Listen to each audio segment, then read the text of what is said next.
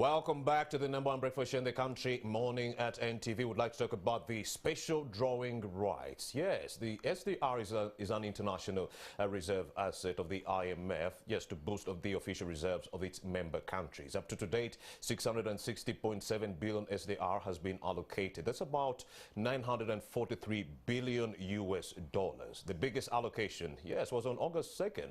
Over 456 SDR, yes, were actually allocated by the IMF. That batch became effective as of August 23rd. That is Monday this very week. Earlier this week, the IMF also said because it's reviewed every 5 years. It was last reviewed in 2016, so they had to review it in 2021.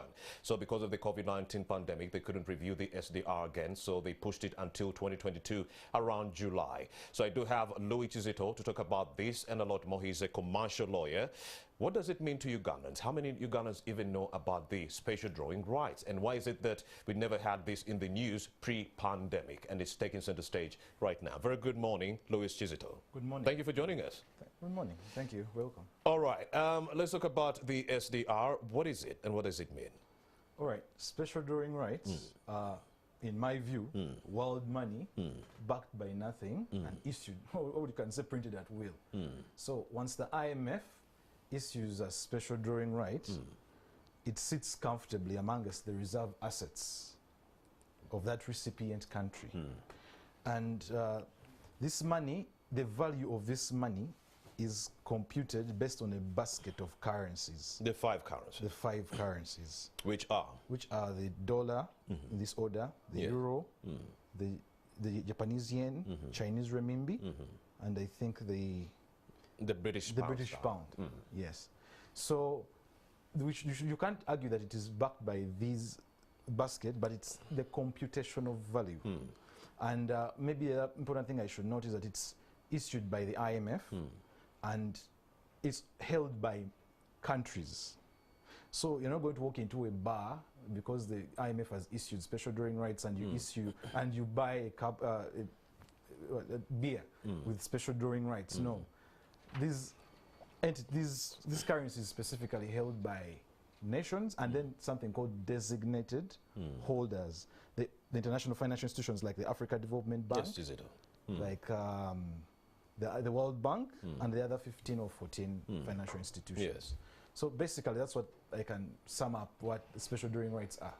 Take us back to the 1969 era, the Bretton Woods systems, and how they were using the SDR, because upon the fall or the collapse of the Bretton Woods system within around 1973, we did see that they actually relaxed international countries from using the SDR. Why? And why are we now ramping up that, usage of the same? You see, I cannot really say that the SDRs, they relax the usage of them on the as an international reserve asset, because this is the simple history, and this is exactly actually how special drawing rights came about. All right. In 1969, there was a shortfall of gold and dollars, which were the preferred assets in reserves of nation states. Now, you should note, and let me bring this fact very clearly.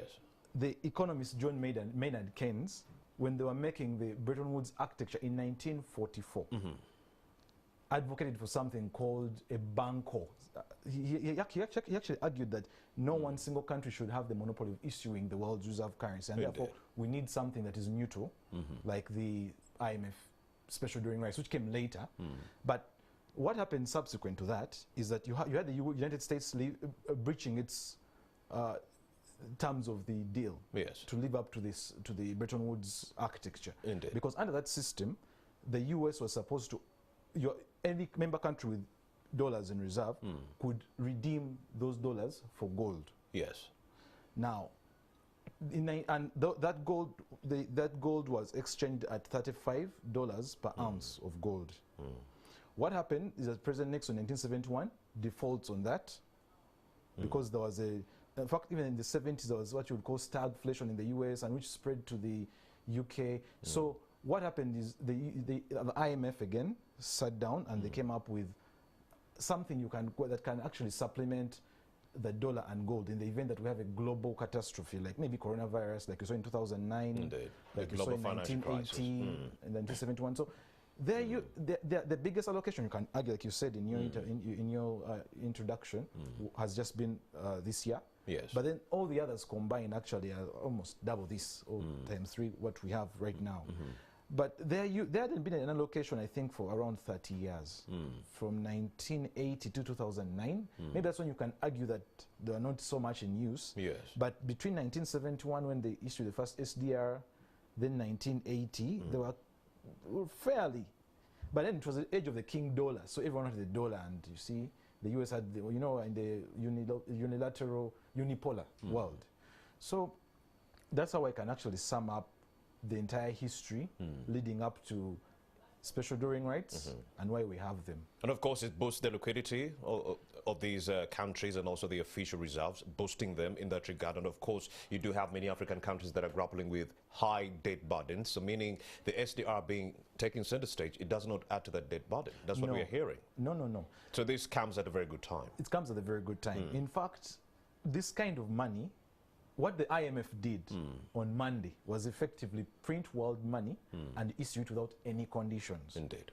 So this kind of money doesn't add any kind of conditions, no debt burdens, because it's literally free money.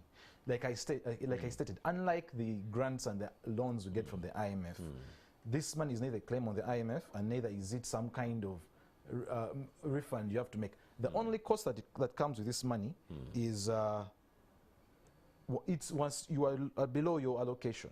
Remember, you have a quota. This money is allocated according to the shareholding member countries having the IMF. So once you are below that quota, every time you are below, you have to pay a small interest for being below that allocated quota, that allocation you have been given. In Uganda's case, I think we've been below that quota for some time. Wow. And we're paying an interest of 0.05, actually, which is significantly smaller than what you'll find in the market or what you'll find with other nations. But my argument is, and I've suggested this, and I wish the central bankers there are listening, if at all our reserves are adequate and we meet the East African Community 4.5 months import cover, Article 17 of the IMF, what you call the Articles of Agreement, the governing document of the IMF, they prescribe designated holders, international financial institutions like the African Development Bank. We are indebted to the African Development Bank. So my suggestion here is, if indeed our reserves have the 4 months import cover, and like in the Daily Monitor they reported, I think in May, that we actually, they reported the central bank was within that import cover. So we can actually pay off, because you can use the special drawing rights to pay off your debt directly. Even nations that gave the loan in their nation currencies, like maybe the Chinese renminbi or the pound or the dollar, they can accept payment for their debts in special drawing rights according to Article 17. And again, even the World Bank and the African Development Bank, because we have SDR denominated debt in this country. All right. And since we have 4 months import cover and then we have excess liquidity, I don't see why we should leave all this money lying around redundant in reserves, yet it can actually pay off debt and then free up resources to give us flexibility to deal with funding schools, vaccines, or we can even use this money to exchange it for dollars and then buy the vaccines and bail out the ailing institutions like schools. Why should the ordinary Ugandan who is watching Morning at NTV this morning even care about these special drawing rights? Actually, if I were an ordinary Ugandan, I would care. The problem you people in the mainstream media have done us a very big disservice by not covering this subject quite substantially. But this is it. Pre-pandemic, you're right. Even right now. But you see, this is why I would care as a private citizen. One, if I'm a businessman, and I request the government to have dollars somewhere, and I'm maybe going to import something, the government can't argue that we have dollar illiquidity. This kind of money, you can exchange it for dollars directly, and you do whatever you have to do. Indeed. Secondly, it boosts the macroeconomic outlook of a country. You see what determines the exchange rate, and I believe a stable exchange rate for African countries, because we're net importers of things like fuel, technology. This kind of, the macroeconomic outlook of the exchange rate, and what determines the exchange rate are things like the current account balance, then the terms of trade, and then the balance of payments. The balance of payments for Uganda have been in negatives. That's on the macroeconomic level to stabilize your shilling as you are actually anticipating to do your day-to-day going about your business. And then maybe very lastly is that this money gives the government extra liquidity to free up space. If, like I've stated already, this kind of money is boosting what we have in our foreign exchange reserves. And I believe by 2020 May we had around $3.9 billion yes. in the reserves. So if at all, and they're covering, because our law states that we should have 4 weeks of import cover. But for prudent practice, there are 4 months import cover. Now it means that this allocation is going to boost it much further. So you can actually you can even have a situation where this money is liquidated and does some kind of budgetary financing, drugs, or rather vaccines, now in the vaccine, bailing out ailing schools. And actually it also makes the creditworthiness of the government more appealing, because once your external position, the reserves, are adequate, then anyone who is lending you will have confidence that you have the dollars to pay. Yeah. So we can't argue, the government won't make the case that we have dollar liquidity. No, I don't think so, because even before the special drawing rights were issued, the reserves were looking quite well. My concern is that since the last allocation, yes, which I think the last allocation in 2009, we had an allocation of 173 million US dollars worth of SDRs. Oh, well, actually it was denominated in SDR units, 173 million. Fast forward to 2021, now we have 61 million. And in between the at the height of coronavirus, government, the loan we got from the IMF, 70% of which was to go for the reserves and stabilize the reserves. So I can make the case that the reserves are adequate, and that I think prudent practice dictates that money is used for funding schools that are bailing out ailing institutions, like especially schools that are really closed right now. Talk about the latest allocation, the 456 billion SDR, the one that was released on August 2nd, effective August 23rd. Yes, what does that mean for Uganda? What it means for Uganda, again, I'm going to repeat the answers I gave in the previous, the previous question. What it means for Uganda is that out of the 650 billion dollars worth of SDRs, Uganda is going to receive its allocation. Uganda has a quota of about 0.08%. Now Uganda is going to receive an equivalent of 2 trillion shillings. Now what that means is, of course, you have extra liquidity to boost whatever interventions you need to make for the coronavirus, since your reserves are adequate. If the reserves for Bank of Uganda were inadequate and were depleted and were below the 4.5 import cover, someone would make the case that, you know what, let's just stash them away and they make our external position look better. But now the reserves are adequate.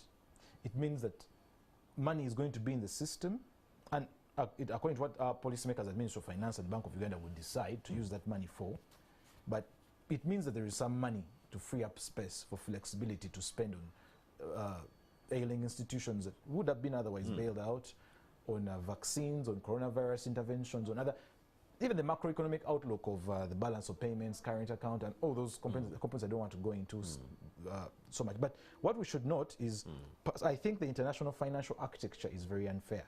Why? And let me discuss it in the perspective of this allocation. The global north is going to get this money over and above what it needs, because it doesn't need this money. As we speak, the Bank of England was doing what you call monetary financing. The US are doing something equivalent to printing money. So they're going to get this money and they don't need it because they have tools domestically they can use. Now, the G20 were suggesting that let's reallocate the special drawing rights which they will get. Their countries, France, UK, and the global north, reallocate them to what you call the IMF Poverty Reduction and Growth Trust, where we get most of our concessional financing. So they're arguing that, of course, the IMF has printed money, given it to them.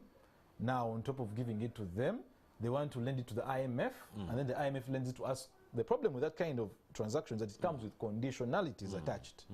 So, in essence, they are going to indirectly, if they reallocate, because that's the discussion going on now. So indirectly, it could also mean that there is more money available in the IMF to come with conditionalities attached, and who knows? But I feel it's unfair, and they need the international financial architecture, the post-Bretton Woods system, needs reform. In fact, African countries like Mr. Ramaphosa should make these arguments, and I've had them make them before, but I think they should substantiate on them more. So if misused, what is the worst case scenario that might befall this nation when it comes to the misuse of these SDRs?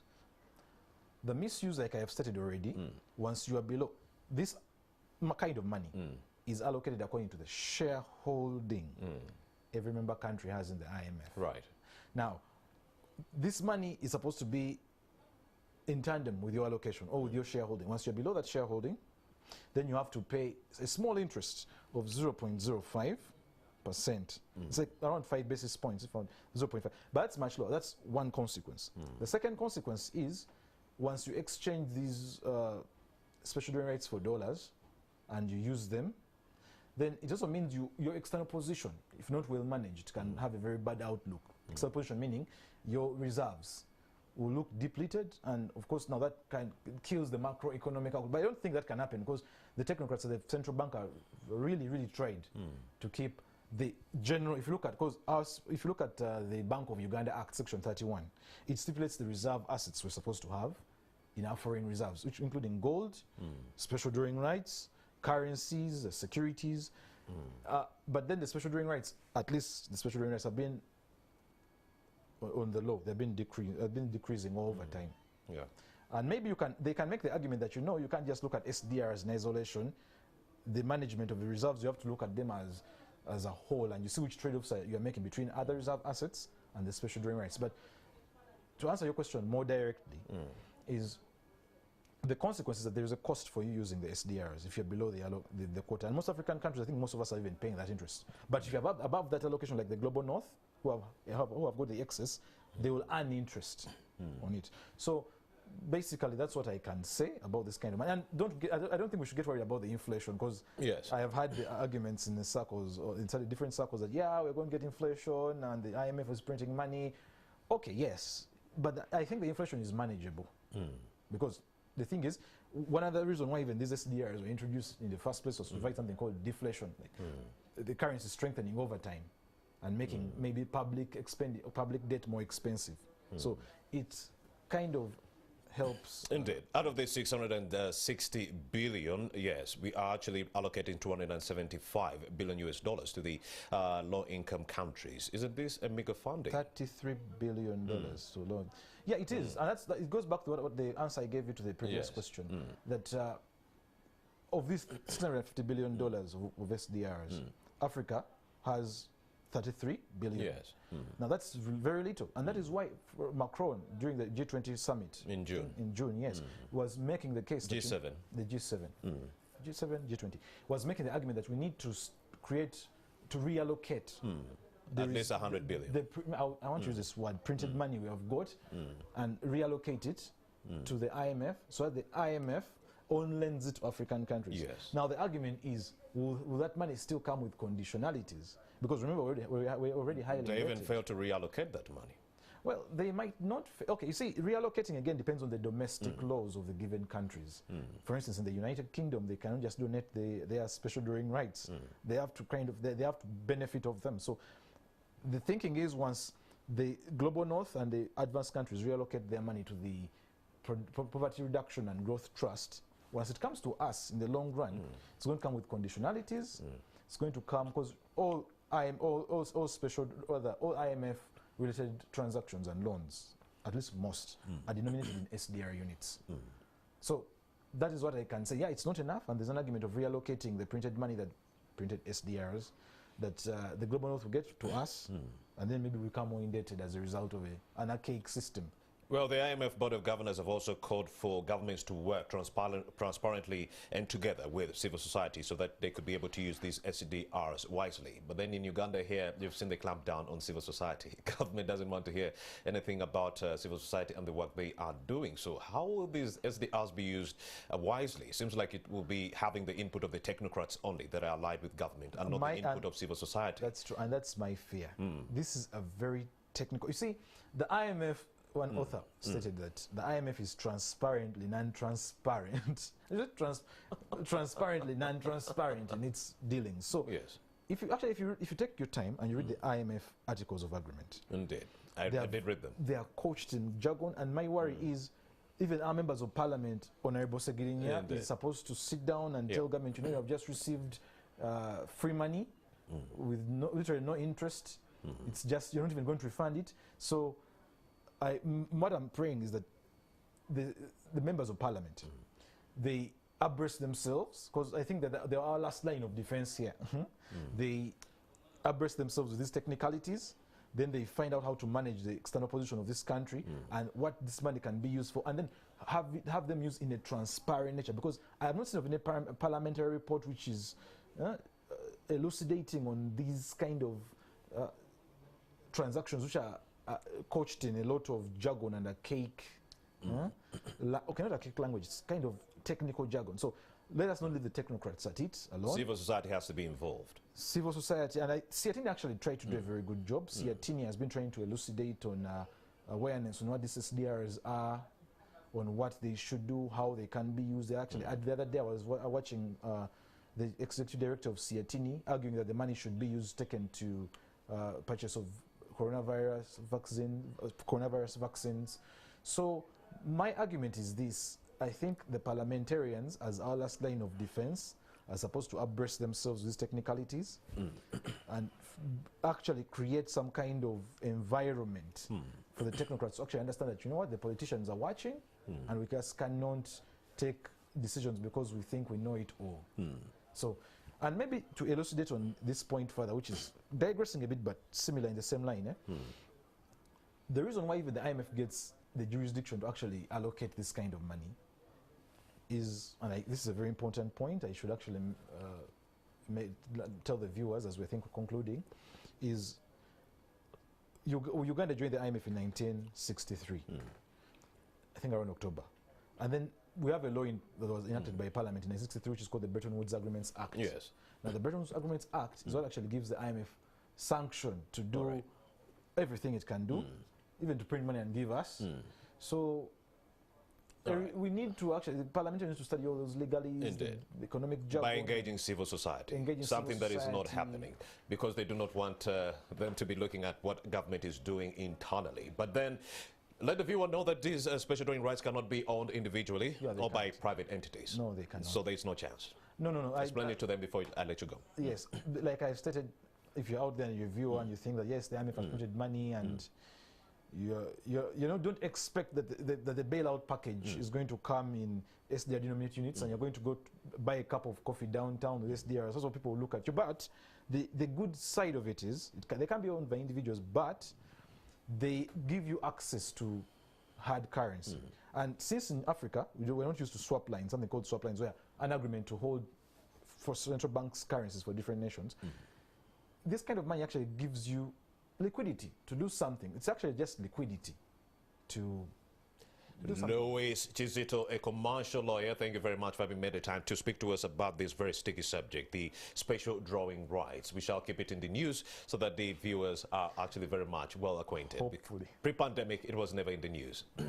All right. So there you have it, 660.7 billion SDR allocated to date, and this includes the largest ever allocation of 456 billion SDR that were allocated on August 2nd, effective August 23rd. That is as of Monday this very week. My name is Rome Busiku. There is a conversation largely